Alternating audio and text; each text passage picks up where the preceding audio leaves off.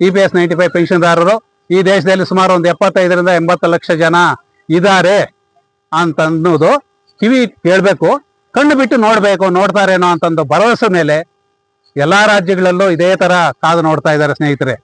Court ಕೇಸ್ಗಳಿಂದಾನೂ ಹಿಡಿದು ಅದನ್ನೂ ಹೇಳಿದ್ದಾರೆ. ನಮ್ಮ ಅಧ್ಯಕ್ಷರು ಹೇಳ್ದಂಗೆ ಸುಮಾರು ಜನ ಈ ಪಾರ್ಲಿಮೆಂಟ್ ಅಧಿವೇಶನದಲ್ಲಿ ನಮ್ಮ ಬಗ್ಗೆ, ನಮ್ಮ EPS 95 ಪೆನ್ಷನ್ ಬಗ್ಗೆ ಧ್ವನಿ ಎತ್ತುತ್ತಾ ಇದ್ದಾರೆ. ಆದ್ರೆ ಆ ಧ್ವನಿ 4 ಜನ, 5 ಜನ, 15 ಜನ, 20 ಜನ ಸಾಕಾಗಲ್ಲ. ಅಲ್ಲಿ 540 ಜಿಲ್ಲೆ 843 ಜನ ಇರ್ತಕ್ಕಂಥ ಇದರಲ್ಲಿ ಕನಿಷ್ಠ ಪಕ್ಷ ಅಂದ್ರೆ ಒಂದು 100-150 ಜನ ಪಾರ್ಲಿಮೆಂಟ್ ಸದಸ್ಯರು ಏನಾದ್ರು ಈ ಬಗ್ಗೆ ಏನೋ ಅವ್ರು ಕೇಳ್ತಾ ಇದಾರಪ್ಪ ಮುದುಕರು. ನಾವು ಸ್ವಂತ ಊರಿಗೆ ಹೋದಾಗ, ಸ್ವಂತ ಕಾನ್ಸ್ಟಿಟ್ಯೂನ್ಸಿಗೆ ಹೋದಾಗ ಪ್ರತಿಯೊಂದು ಜನ ಬರ್ತಾ ಇದಾರೆ, ಅಲ್ಲಿ ಗುಂಪು ಕಟ್ಕೊಂಡು ಬರ್ತಾ ಇದಾರೆ. ನಮ್ಮ ಪೆನ್ಷನ್ ಈ ತರ ಇದೆ ಸ್ವಾಮಿ, ನೀವು ಪಾರ್ಲಿಮೆಂಟ್ ಅಧಿವೇಶನದಲ್ಲಿ ನಮ್ಮ ಬಗ್ಗೆ ಧ್ವನಿ ಎತ್ತಿ ಅಂತ ಕೇಳ್ತಾ ಇದ್ದಾರೆ ಅಂತ ಅನ್ನೋರು ಬೇಕು. ಅವ್ರೇನ್ ಜಗಳ ಮಾಡಿ ಇದು ಮಾಡೋದೇನ್ ಬೇಡ, ಅಲ್ಲಿ ಧರಣಿ ಮಾಡೋದೇನ್ ಬೇಡ. ಸಂಸತ್ ಅಧಿವೇಶನದಲ್ಲಿ ಅಲ್ಲಿ ಧರಣಿ ಮಾಡೋದೇನ್ ಬೇಡ, ಒಡೆದಾಡೋದು ಬೇಡ, ಮನವಿ ಮಾಡಿದ್ರೆ ಸಾಕು. ನಾವೇನು ಕೈ ಮುಗಿದು 5-6 ಸಾರಿ ಮನವಿ ಮಾಡಿದೀವಲ್ಲ MP ಗಳಿಗೆಲ್ಲ, ಅದೇ ತರ ಕನಿಷ್ಠ ಪಕ್ಷ ಒಂದು 100-150 ಜನ ಪಾರ್ಲಿಮೆಂಟ್ ಅಲ್ಲಿ ಈ ತರ ಇದೆ ಸ್ವಾಮಿ, ಏನಾದ್ರು ಮಾಡಕ್ಕಾಗತ್ತಾ, ಅವ್ರ ಪರಿಸ್ಥಿತಿ ತೀರಾ ಹದಗೆಟ್ಟಿದೆ, ಸ್ವಲ್ಪ ಏನಾದ್ರೂ ಸಹಾಯ ಮಾಡಿ ಅನ್ನೋರು ಬೇಕು.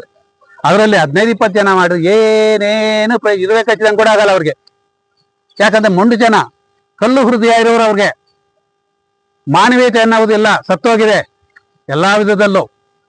ಈ ಕಡೆ ನ್ಯಾಯಾಲಯದಲ್ಲಿ ಹೋರಾಟ ಮಾಡಿದ್ರು ನಮಗೆ ನ್ಯಾಯ ಸಿಗ್ತಾ ಇಲ್ಲ. ಈ ಕಡೆ ಜನಶಕ್ತಿ ಮುಂದೆ ಏನಾದ್ರು ಪ್ರತಿಭಟನೆಗಳ ಮುಖಾಂತರ ಅಂತಂದ್ರೆ ಹೋಗೋದು, ಅಲ್ಲಿ ಏನಾದ್ರು ಜಂತರ್ ಮಂತರಲ್ಲಾಗ್ಲಿ, ರಾಮಲೀಲಾ ಮೈದಾನದಲ್ಲಾಗ್ಲಿ ಸುಮಾರು ಒಂದು 3-4 ವರ್ಷದಿಂದ ಧರಣಿ ನಡೆದವೆ, ಉಪವಾಸ ಸತ್ಯಾಗ್ರಹನೂ ಕೂತ್ಕೊಂಡಿದ್ದಾರೆ. ಬರೋದಲ್ಲೇ ನೀವು ವಯಸ್ಸಾಗಿರೋರು, ಆರೋಗ್ಯ ದೃಷ್ಟಿಯಿಂದ ನೀವು ಬೇಡ, ನಿಮ್ಮ ಕೆಲಸ ನಾವು ಮಾಡ್ಕೊಡ್ತೀವಿ, ನಮ್ಗೆ ಸ್ವಲ್ಪ ಒಂದು 2-3 ತಿಂಗಳು ಟೈಮ್ ಕೊಡಿ, ಆಗೋಯ್ತು, ಕಳಿಸ್ತಾ ಇರೋದು. ಈ ತರ ಮಾಡ್ಕೊಂಡವ್ರು ನಮ್ಮ ವೀಕ್ನೆಸ್ ಚೆನ್ನಾಗಿ ತಿಳ್ಕೊಂಡಿದ್ದಾರೆ. ದೇಶದಾದ್ಯಂತ ಇರ್ತಕ್ಕಂಥ EPS ನೌಕರರ ವೀಕ್ನೆಸ್ ಏನಿದೆ, ಹಿರಿಯರು, ವಯಸ್ಸಾಗಿರೋರು ಯಾವ ತರ ಹೇಳ್ಬೇಕು, ತಣ್ಣ ಮಾಡಿಸ್ಬೇಕು ಅಂತ ಅನ್ನೋದು ಅವ್ರು ಚೆನ್ನಾಗಿ ತಿಳ್ಕೊಂಡಿದ್ದಾರೆ. ಆ ಒಂದು ಇದರಿಂದಾನೆ ಪ್ರತಿಯೊಂದು ಸಾರಿ ಹೋದಾಗ್ಲೆಲ್ಲ ಏನೋ ಒಂದು ಮಾತು ಹೇಳೋದು, ಸಬೂಬ್ ಹೇಳ್ಬಿಟ್ಟು ಮಾಡ್ತೀವಿ ಅಂತಂದ್ಬಿಟ್ಟು ಮಾಡೋದ್ರಲ್ಲ. ಮೇನ್ ಏನಿದೆ, ಈ ಸಂಸತ್ ಅಧಿವೇಶನದಲ್ಲಿ ಅದು ಬರಬೇಕಲ್ಲಿ ಅಜೆಂಡಾ, ಇದ್ರ ಮುಖಾಂತರ ಬರಬೇಕು, ಚರ್ಚೆಗಳು ನಡಿಬೇಕು, ನಮ್ಮ ಬಗ್ಗೆ ಅಲ್ಲಿ ಮಾತಾಡೋರು ಬೇಕು, ಧ್ವನಿ ಎತ್ತೋರು ಬೇಕು. ನಮ್ಮ ರಾಜ್ಯದಲ್ಲಂತೂ ಯಾರು ಇಲ್ಲ ಬಿಡಿ. ಹೋದ ವರ್ಷ ನಮ್ಮ ಇವರು ಸಾಗರ್ ಖಂಡ್ರೆ ಅನ್ನೋರ ಒಂದು 24-25 ವರ್ಷದ ಹುಡುಗ, ಅವರೊಬ್ಬರು ಬಿಟ್ರೆ ಬೇರೆ ಇನ್ಯಾರು ಇಲ್ಲ. 28 ಜನದಲ್ಲಿ 27 ಜನನೂ ಅಷ್ಟ 4-5 ಸಾರಿ ಕೊಟ್ಟಿದೀವಿ.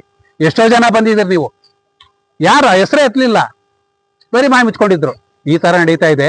ಆದ್ರೂ ಕೂಡ ಇದು ಸುಪ್ರೀಂ ಕೋರ್ಟ್ ಅಲ್ಲಿ ಇಷ್ಟು ಸಾರಿ ಆಗಿದೆ, ಪ್ರತಿಯೊಂದು ರಾಜ್ಯದಲ್ಲಿ ಹೈಕೋರ್ಟ್ಗಳೆಲ್ಲ ಚೀಮಾರಿ ಆಗ್ತಾ ಇದ್ದಾರೆ. ಇವರು ಏನೇ ಯಾರು ಮಾತಾಡದಿರ ಇದ್ರು ಕೂಡ ನಾವು ಮಾಡ್ತಕ್ಕಂಥ ಹೋರಾಟಕ್ಕೆ ಜಯ ಸಿಕ್ಕೇ ಸಿಗುತ್ತೆ. ನಮ್ಮ ಬೇಡಿಕೆಗಳೇನಿದಾವೆ ಅದು ಈಡೇರಿಕೆ 80% ಮುಂದಕ್ಕೆ ಹೋಗಿದೀವಿ, 80% ಮುಂದಕ್ಕೆ ಹೋಗಿದೀವಿ, ಆ ದಾರಿಗೆ ಹೋಗಿದೀವಿ. ವಿಜಯ ಹಾದಿಗೆ 80% ಮುಂದಕ್ಕೆ ಹೋಗಿದೀವಿ. ನ್ಯಾಯಾಲಯಗಳಲ್ಲಿ ಕಂಪ್ಲೀಟ್ ಆಗಿ ಎಲ್ಲ ನಮ್ಮ ವರ್ಕರ್ಸ್, ನಮ್ಮ ರಿಟೈರ್ಡ್ ಎಂಪ್ಲಾಯೀಸ್ ಏನಿದೆ ಪಿಂಚಣಿದಾರ ಪರವಾಗೇ ಇದೆ, ತಪ್ಪಿಸ್ಕೊಳ್ಳಕ್ಕಾಗಲ್ಲ. ಅವರು ಯಾರೋ ಒಬ್ರು ಮಹಾನುಭಾವರು ಅಂತ ಅವ್ರು ಬರ್ತಾರೆ, ಈಚೆಗೆ ತೆಗಿತಾರೆ. ಎಷ್ಟು ವರ್ಷದಿಂದ ಈ ಜಡ್ಜ್ಮೆಂಟ್ಗಳಾಗವೆ, ಯಾಕೆ ಪೆಂಡಿಂಗ್ ಇಟ್ಕೊಂಡಿದ್ದೀರಾ, ಇಮಿಡಿಯೇಟ್ ಆಗಿ ಇಂಪ್ಲಿಮೆಂಟ್ ಮಾಡಿ ಅನ್ನೋ ಕಾಲ ಹತ್ತಿರದಲ್ಲೇ ಇದೆ ಸ್ನೇಹಿತರೆ. ಯಾರು ಆತಂಕ ಪಡುವ ಅವಶ್ಯಕತೆ ಇಲ್ಲ, ಅನುಮಾನ ಪಡಬೇಡಿ. ಎಷ್ಟೋ ಜನ ಮೊದಲಂತೂ ಸ್ವಲ್ಪ ಅಯ್ಯೋ ಏನ್ ಬಿಡಪ್ಪ ಅಂತ, ಈಗಂತೂ ಬಹಳ ಖುಷಿಯಾಗಿದ್ದಾರ, ಬಹಳ ಸಂತೋಷ ಆಗುತ್ತೆ. ಈಗ PF ಆಫೀಸ್ ಮುಂದೆನೂ ಹಂಗೆ ಸುಮಾರು ಒಂದು 600-700 ಜನ ಮೇಲೆ ಬಂದಿದ್ರು. ಎಷ್ಟು ಖುಷಿಯಾಗಿದ್ರು ಗೊತ್ತಾ.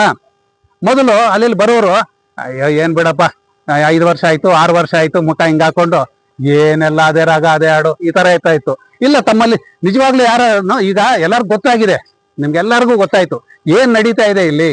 ನಾವೇನಾದ್ರೂ ನಮ್ಮ ವೀಕ್ನೆಸ್ ಏನೋ ಸ್ವಲ್ಪ ಏನೋ ಕಡಿಮೆ ಆಗಿದೀವಿ ಅಂತಂದ್ರೆ ಆ 80% ಹೋಗಿದೀವಲ್ಲ ಮುಂದಕ್ಕೆ ಹಿಂದಕ್ಕೆ ಬಂದ್ಬಿಡ್ತದೆ, ಕಂಪ್ಲೀಟ್ ಆಗಿ ಹಿಂದಕ್ಕೆ ಬರ್ತದೆ. ನಾವು ಯಾವತ್ತೇ ಆಗಲಿ ನಮ್ಮ ಹೋರಾಟವನ್ನ ತೀವ್ರಗೊಳಿಸ್ಬೇಕೇ ಹೊರತು ಮೊಟಕುಗೊಳಿಸಬಾರ್ದು.